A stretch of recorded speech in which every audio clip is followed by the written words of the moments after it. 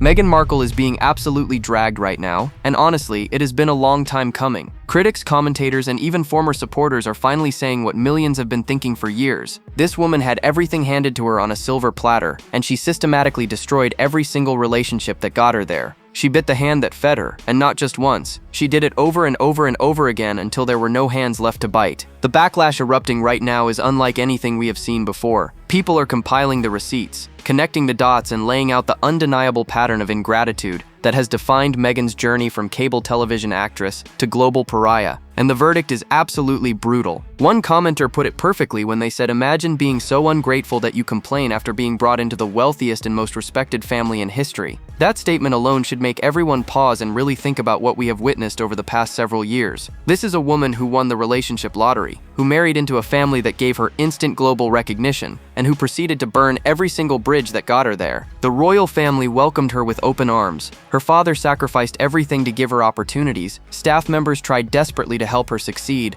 The media initially celebrated her as a breath of fresh air, and what did every single one of them get in return? They got attacked. They got discarded. They got publicly humiliated. Sources close to the situation are now revealing that this pattern is not accidental. Insiders claim it is calculated, deliberate, and pathological. When someone burns this many bridges, when someone alienates this many people who genuinely tried to help them, at some point you have to stop blaming everyone else and start looking at the common denominator. And the common denominator is Meghan. What we are witnessing right now is the culmination of years of questionable behavior finally catching up with her. The public has had enough. The sympathy well has run completely dry. People who once defended her are now asking themselves how they ever fell for the act in the first place. The thing that makes this so explosive is that nobody can deny the evidence anymore. It is all out there in plain sight. The interviews, the documentaries, the lawsuits, the estranged family members, the departed staff, the failed ventures, every single piece of the puzzle points to the same uncomfortable conclusion. Meghan Markle bit every hand that fed her, and now she is running out of people willing to extend their hand at all. But here is the thing. We are just getting started. Because when you actually break down each relationship she destroyed, each opportunity she squandered, each person she cast aside, the full picture is even more damning than you might imagine.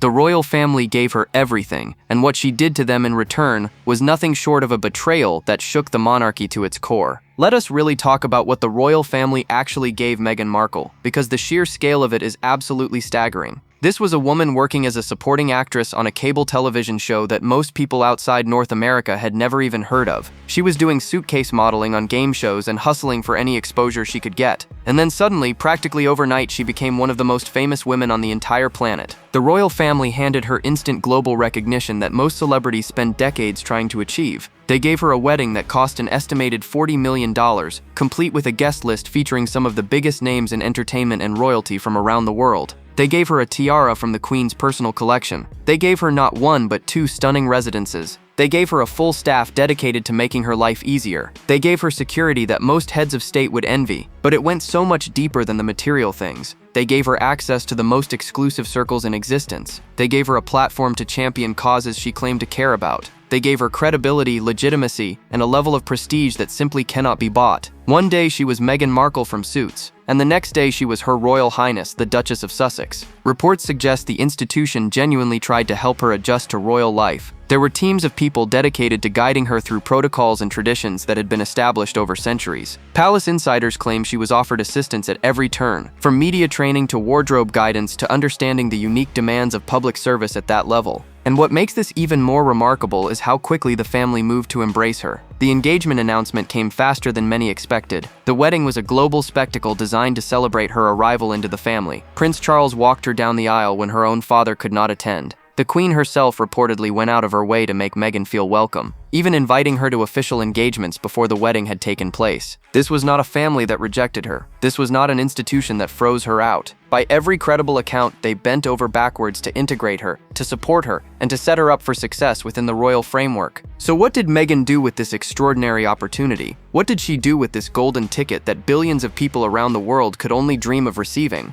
She spent less than 2 years as a working royal before publicly declaring she was miserable. She complained about the protocols, She bristled at the traditions. She reportedly clashed with staff and family members alike. And then she convinced Harry to walk away from everything, only to turn around and attack the very institution that had given her the world. But the real bombshell was still coming, because what Meghan did next would send shockwaves across the globe and fracture the royal family in ways that may never fully heal. If there was ever a moment that crystallized Meghan Markle's willingness to bite the hand that fed her, it was that Oprah interview. And calling it an interview almost feels too gentle. What Meghan and Harry did on that March evening in 2021 was nothing short of a calculated demolition job on the very family that had welcomed her with open arms. Just imagine the audacity for a moment. She had been out of the royal family for barely a year. The Queen was in her 90s, and Prince Philip was literally lying in a hospital bed at that exact moment. And Meghan sat down in her designer gown, positioned herself as the ultimate victim, and proceeded to drop accusation after accusation that would make headlines around the world for months. The racism claims hit like a thunderbolt. She claimed that someone in the family had expressed concerns about how dark Archie's skin might be. She never named names, leaving the entire family under a cloud of suspicion and forcing them to publicly respond that recollections may vary. The damage was instantaneous and devastating. An institution that had survived world wars and abdications was suddenly being labeled racist on the global stage. Then came the mental health claims. Meghan tearfully described feeling suicidal while pregnant and claimed she was denied help when she reached out.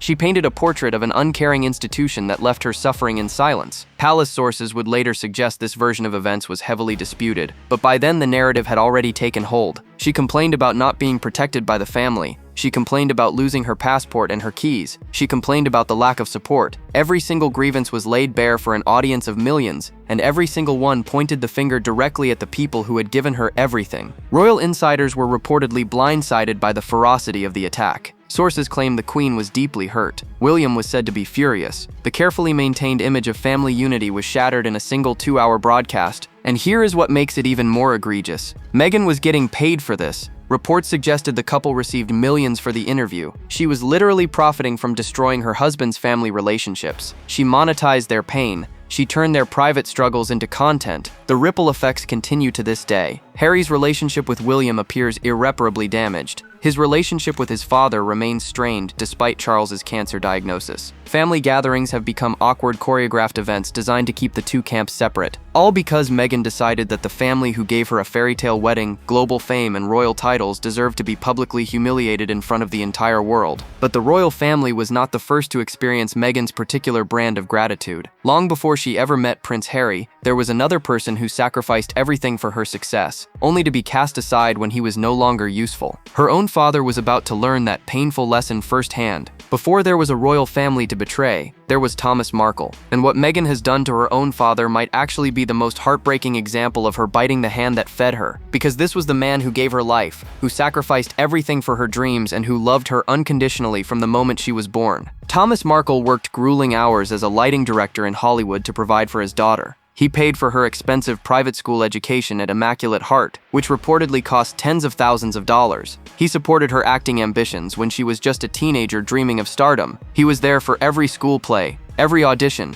every setback and success along the way. This was not an absent father. This was not a deadbeat dad who abandoned his responsibilities. By all accounts, Thomas Markle was devoted to Meghan and wanted nothing more than to see her succeed in life. He reportedly even helped fund her early years in Los Angeles, when acting jobs were scarce and money was tight. And how did Meghan repay that lifetime of love and sacrifice? She cut him off completely. The rift began around the wedding when Thomas was caught staging paparazzi photos. It was embarrassing, absolutely. But was it unforgivable? Was it worth losing your father over forever? Most people would say no. Most people would find a way to work through the awkwardness and preserve the relationship with the man who raised them. But Meghan is not most people. She has not spoken to her father in years. He has never met his grandchildren Archie and Lilibet. He learned about major life events through the media, just like everyone else. This elderly man who devoted his best years to raising her has been completely erased from her life. And now the situation has become even more devastating. Thomas Markle is 81 years old. He recently lost a leg due to health complications. He has suffered multiple strokes, his time is clearly limited, and he has been begging publicly for years just to have a conversation with his daughter before he passes away. So what has Meghan's response been to this dying man's pleas? According to recent reports from insiders, she has slapped impossible reunion conditions on any potential meeting. Sources claim she demands that he travel to her in California,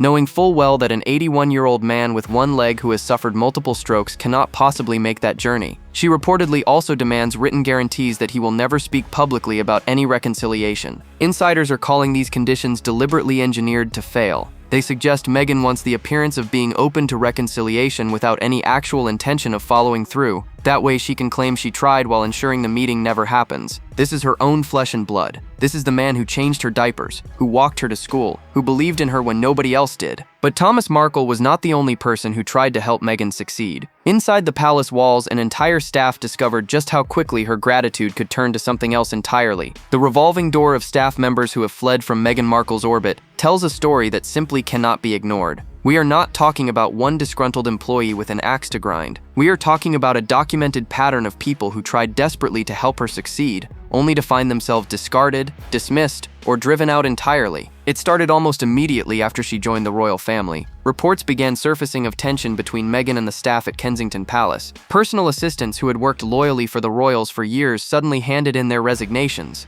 The turnover rate was unlike anything palace insiders had seen before. Then came the bullying allegations. According to reports, a formal complaint was filed with Palace Human Resources, claiming that Meghan had reduced staff members to tears. Sources described an atmosphere of fear and intimidation. Words like demanding, difficult, and impossible to please began appearing in anonymous accounts from people who had worked closely with her. The palace reportedly took these allegations seriously enough to launch an internal investigation. The findings were never made public, but the fact that such an investigation was deemed necessary speaks volumes about what was happening behind closed doors. And the pattern did not stop when Meghan and Harry left for California. The exodus continued at their Montecito operation. Chief of Staff after Chief of Staff departed. Communications directors came and went. The Archwell Foundation saw its own parade of departures, with 3 more staff members reportedly let go just weeks ago, as the organization underwent yet another restructuring. What makes this so damning is the caliber of people who have walked away. These were not inexperienced newcomers who could not handle the pressure of working for high-profile individuals. These were seasoned professionals with decades of experience serving royalty and celebrities. They knew what they were signing up for, and they still left. Sources close to the situation describe a pattern that repeats itself over and over. New staff arrive enthusiastic and eager to help the Sussexes achieve their goals. They work tirelessly to support the couple's vision, and then something shifts. The demands become unreasonable. The goalposts keep moving. Nothing is ever good enough. Eventually, even the most dedicated employees reach their breaking point. One insider put it bluntly when they said that Meghan views staff as disposable. They suggested she has no loyalty to the people who sacrifice their time and energy to serve her interests. The moment someone becomes inconvenient or pushes back on anything, they are gone. This is what biting the hand that feeds you looks like in practice. These were people whose entire job was to make Meghan look good, to protect her interests, and to help her succeed. They were quite literally paid to be on her side, and even they could not withstand the experience of working for her. But the staff were not the only ones trying to support Meghan's image. The media that once celebrated her arrival would soon discover that their positive coverage meant nothing when Meghan decided they were the enemy. Here is something that people seem to forget about Meghan Markle. The media did not start out as her enemy. In fact, quite the opposite. When she first burst onto the royal scene, the coverage was overwhelmingly positive. Journalists celebrated her as a breath of fresh air, a modern woman who would help drag the monarchy into the 21st century. She was praised for her style, her poise, and her seemingly effortless charm. The same media that Meghan now vilifies at every opportunity is the same media that made her famous in the first place. Her career on Suits received glowing coverage. Her engagement to Harry was treated as a fairy tale come true. Magazine covers around the world featured her face with headlines gushing about the American princess who had captured a prince's heart, but apparently that was not enough. Apparently all that positive coverage, all those flattering profiles, all those magazine spreads meant nothing the moment any journalist dared to ask a critical question or report something less than completely favorable. And now Meghan has positioned herself as the ultimate victim of media persecution. She and Harry have launched lawsuit after lawsuit against various publications. They have given interviews condemning the press as racist, invasive, and cruel. They have built an entire narrative around being hounded and mistreated by journalists who were simply doing their jobs. But here is where it gets really interesting. When the media actually tries to make amends, when they actually extend an olive branch, Meghan still cannot accept it graciously. Just recently, GB News issued a public apology after one of their presenters repeated unverified claims about Meghan's mother, Doria Ragland. The presenter admitted she was wrong, apologized sincerely, and set the record straight on air. This was exactly the kind of accountability that Meghan and Harry have been demanding from the media for years. So how did Meghan respond to this apology? Did she accept it with grace and move forward? Did she acknowledge that the presenter had done the right thing by correcting the record? Of course not. Instead, her spokesperson issued a statement attacking GB News even further. They claimed the network only apologized to escape a defamation lawsuit. They accused them of removing the apology within 24 hours. They turned what should have been a moment of resolution into yet another opportunity to play the victim. This is the pattern in its purest form. Even when someone tries to do right by Meghan, she finds a way to bite their hand anyway. The apology was not good enough. The correction was not sincere enough. Nothing is ever enough. The media gave her a platform that elevated her from obscurity to global superstardom. They covered her wedding as a historic moment.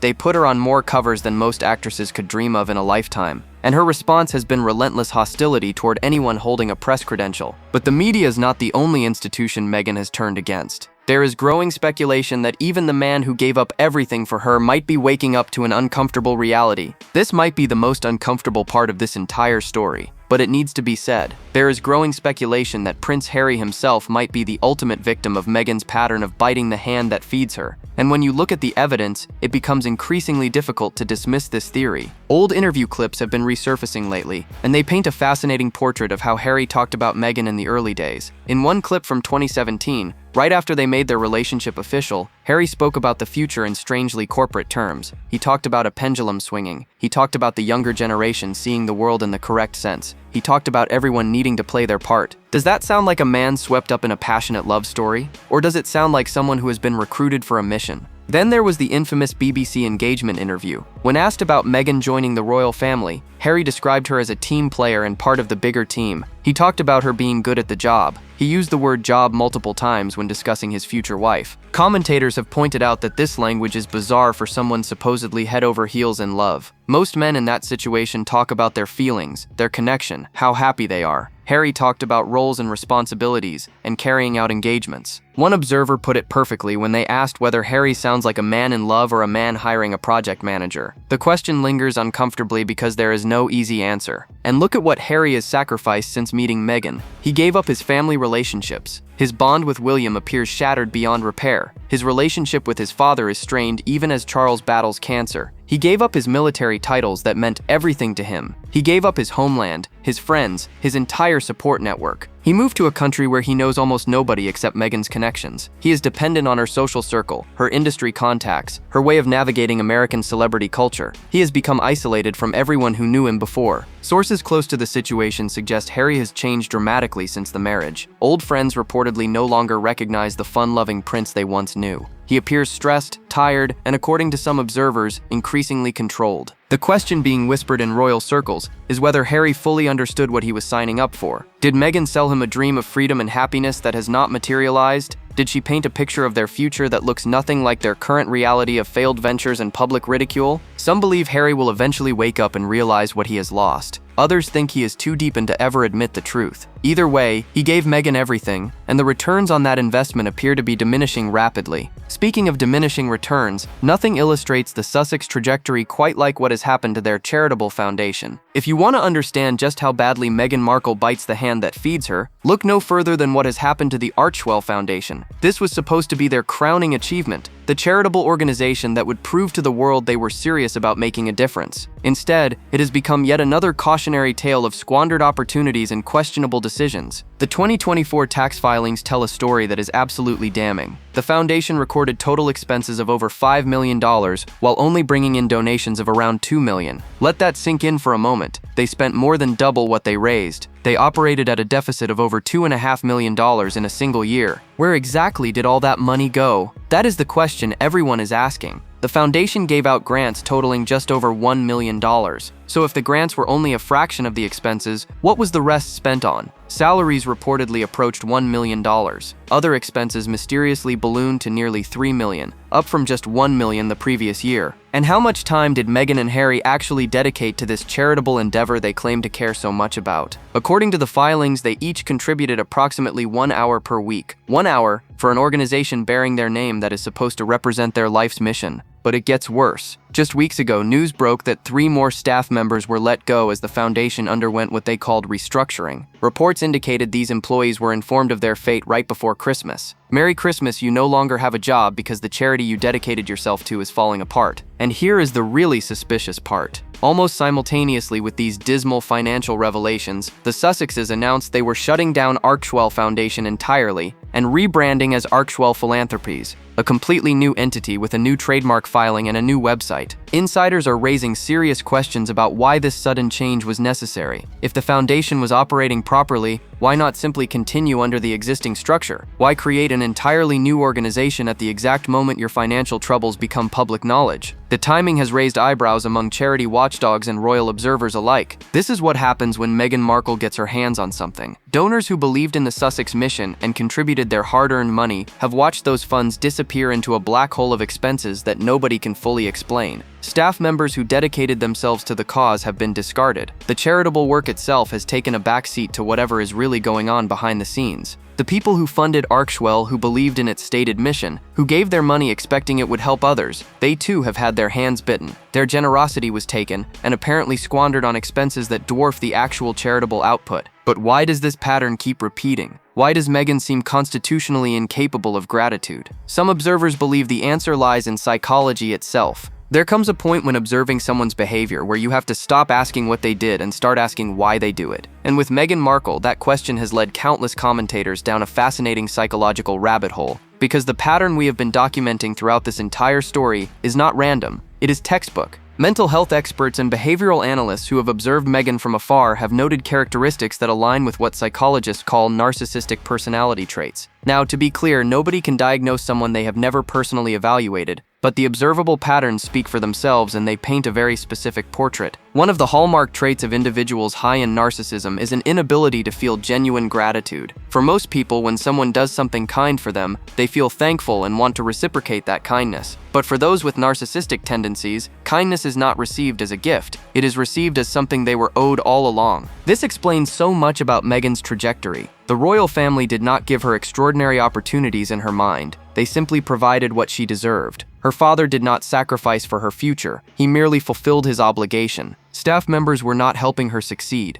They were performing duties she was entitled to receive. When you view generosity as your birthright, gratitude becomes impossible. You cannot feel thankful for something you believe was yours to begin with. And when people eventually stop giving, or when they expect something in return, the narcissist experiences this as a profound betrayal. How dare they stop providing what I deserve? This psychological framework also explains the constant victim narrative. Narcissistic individuals often cannot accept responsibility for failed relationships or negative outcomes. The problem is always external. The royal family was racist. The media was unfair. The staff was incompetent. Her father was disloyal. Everyone else is to blame except for the one common denominator in every single failed relationship. Commentators have also noted what appears to be a pattern of love bombing followed by devaluation and discard. This is a classic narcissistic cycle. New people in the narcissist orbit are initially idealized and showered with attention, but once they no longer serve the narcissist's needs, or once they dare to challenge or disappoint, they are ruthlessly cast aside. We have seen this play out with Meghan repeatedly. Early relationships with family members, friends, and colleagues that seemed warm eventually turned cold. People who were once inner circle confidants became estranged strangers. The pattern repeats itself with almost mechanical precision. One observer made a profound point when they said that nothing we could ever do for the narcissist in our lives would have been good enough. This is the tragedy at the heart of this story.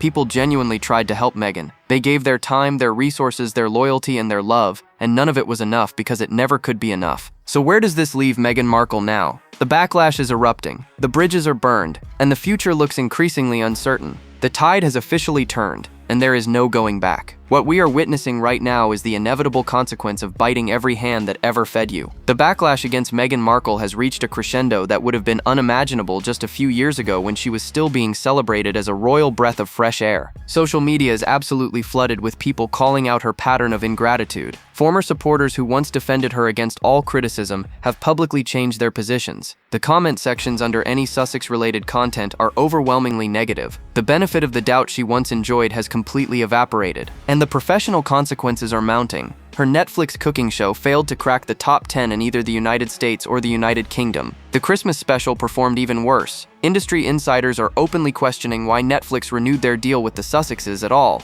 with many speculating that only a Diana-related project could justify maintaining the relationship. Her lifestyle brand American Riviera Orchard has become a punchline. Trademark applications have been botched. Product launches have been delayed or abandoned entirely. The jam that was supposed to launch an empire became a symbol of overpromising and underdelivering. Every venture she touches seems to crumble. Meanwhile, the isolation grows. Reports suggest the couple has struggled to maintain friendships in their Montecito community. Celebrity neighbors who initially welcomed them have reportedly cooled on the relationship. The glamorous Hollywood life Meghan supposedly left royalty to pursue has failed to materialize in the way she clearly imagined, and now she faces a future with very few options remaining. The royal family door appears permanently closed. Her father may pass away without ever reconciling. Former staff members have no loyalty to protect her reputation. The media she has antagonized has no incentive to treat her kindly. The public that once adored her has grown tired of the victim narrative. What happens when you have alienated everyone who ever tried to help you? What happens when the bridges are not just burned but reduced to ashes? What happens when the hand that feeds you finally pulls away for good? We may be watching that answer unfold in real time. The Sussexes appear increasingly desperate, resorting to selling dinner access for $100,000, pimping out their royal-adjacent status to the highest bidder. The charitable foundation meant to be their legacy is being restructured after financial disaster. The content deals that were supposed to make them Hollywood royalty have produced nothing but embarrassment. Meghan Markle was given opportunities that most people cannot even fathom. She was handed fame, fortune, titles, platforms, and the unwavering support of a family that spans centuries of history. She had it all, and she threw it all away because nothing was ever enough,